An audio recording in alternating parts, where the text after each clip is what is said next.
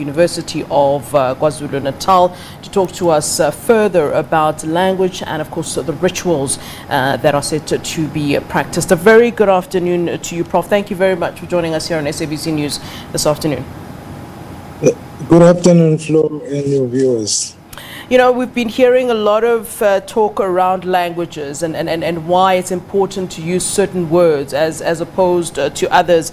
I've been hearing a lot about sichala inkosi, inkosi ayifi, sichala inkosi. I want to talk about the importance of that correct language, but on the back of that, you know, the history behind using certain terminology. If you can talk to us through that. Thank you very much. I think it is very important that we use the correct language when it comes to the rites of passage.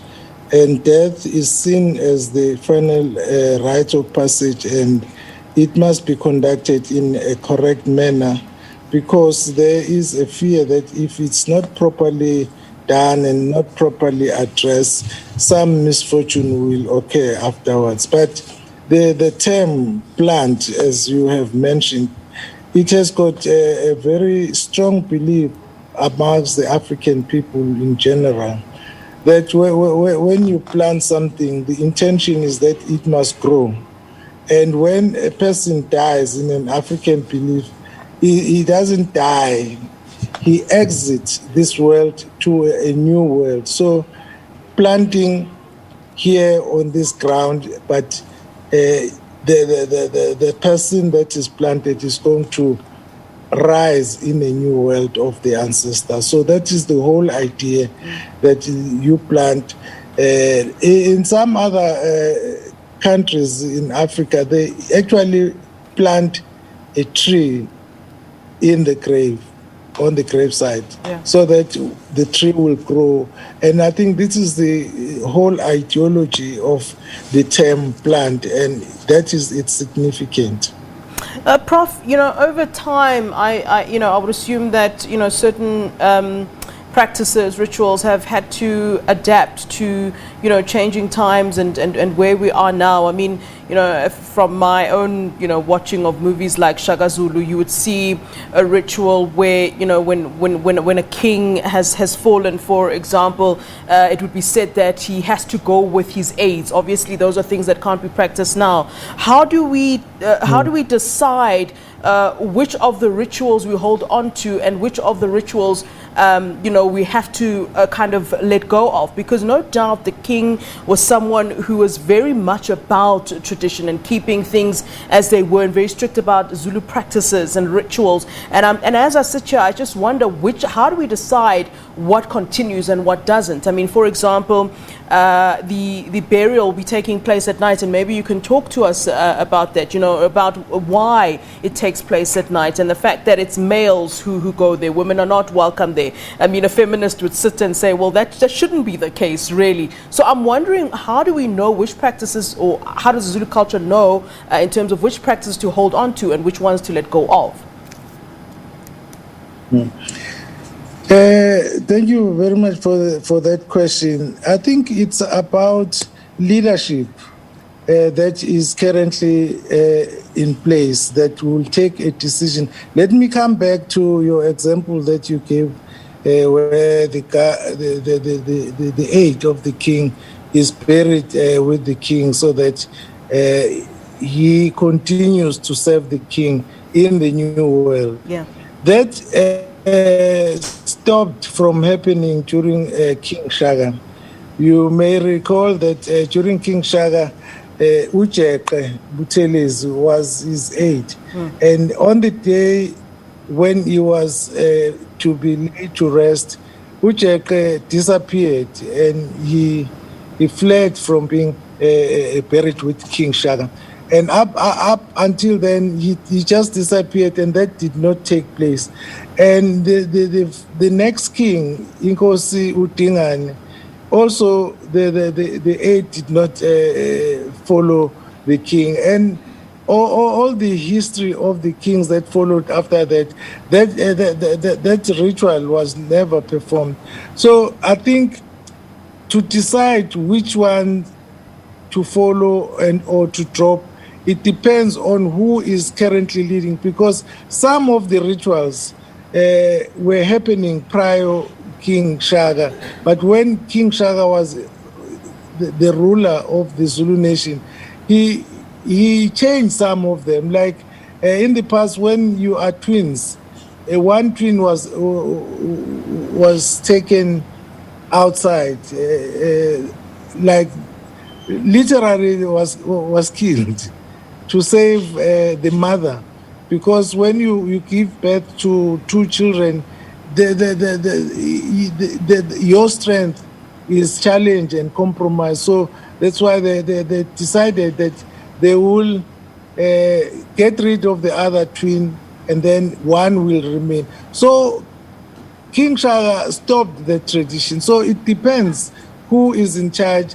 And as a king, you are the custodian of the Zulu culture. So you have the right to decide. We know that people who might want to say that culture is evolving, culture is dynamic, but there must be a person who is the custodian, who has the right to change and not to change.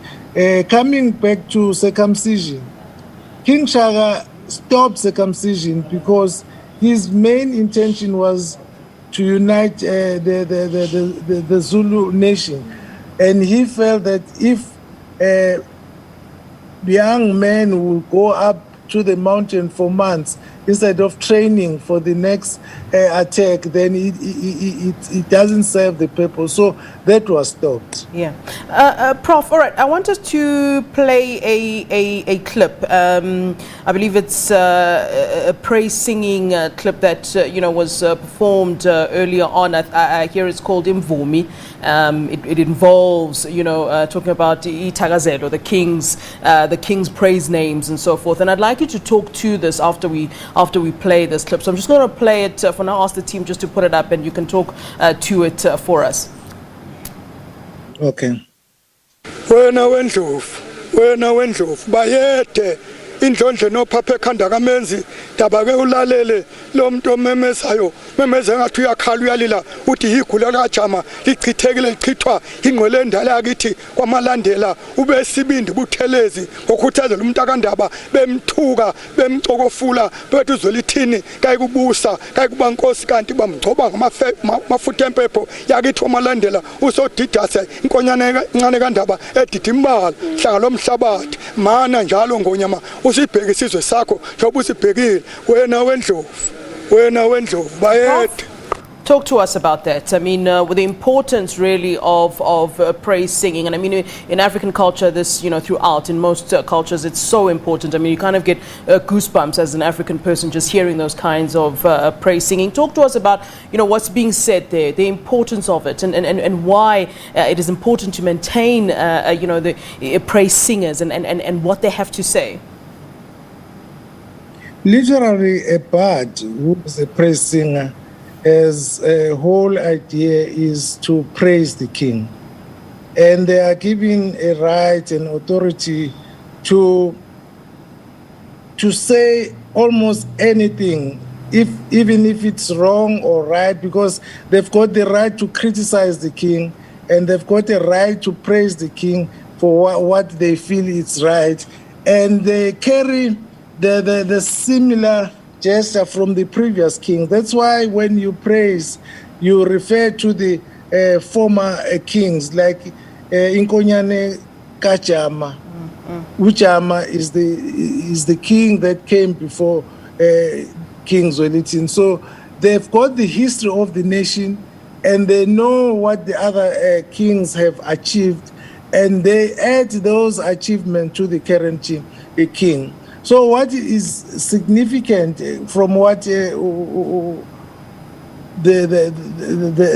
praise singer was reciting, it is a farewell song to say, look after us when you are gone, look after your household, look after your nation. It's like a farewell, because it's like he is recording what is happening, and he's recording the state of the nation at the current moment. So I think that is the essence of praise singing, is to praise, to thank, and to highlight achievements, and also to highlight the downfalls of that king. All right, Prof Ngubane, we appreciate your time. I wanted to say goodbye, ngesithakazelo sakho, but I don't know it. Perhaps you can tell me. Mbomvu. Mbovu. All right. The red one. Yeah, but you had a question when you asked why is the continue, sir. The planting process takes place at night. Yeah. I think in the tradition of the African people, people believe that sorcerers move around when people are asleep. And in the early hours of the morning, that's when the sorcerers go back, and that is the ideal time for the burials to take place. So the whole idea of burying someone when it is still dark is to hide away from sorcerers. That is the belief of the African people. All right, Prof, many thanks to you, Mbovu Siyabonga. Much appreciated. All right, thank you very much. That's Professor Sihawu Ngubane speaking to us there about language, traditional culture, and really all the practices that need to be observed at this time, as the king has fallen at this time. They say, of course, that Sijala Inkosi, and very important one that a lot of people have been saying. You got to stick to that when it comes to a king. So really, we'll be talking a lot about practices and language. Let's take a short break. Do stay with us. Wena wendlovu bayede indlondle nophaphe ekhanda kamenzi dabake ulalele lo muntu omemezayo memeze ngathi uyakhala uyalila uthi igula lakajama lichithekile lichithwa ingqwele endala yakithi kwamalandela ube isibindi Buthelezi ngokuthazela umuntu akandaba bemthuka bemcokofula bethi Zwelithini kayikubusa kayikuba inkosi kanti bamgcoba ngamafutha empepho yakithi kwamalandela usodidase inkonyane encane kandaba edidimbala hlanga lomhlabathi mana njalo ngonyama usibheke isizwe sakho njengoba usibhekile wena wendlovu bayede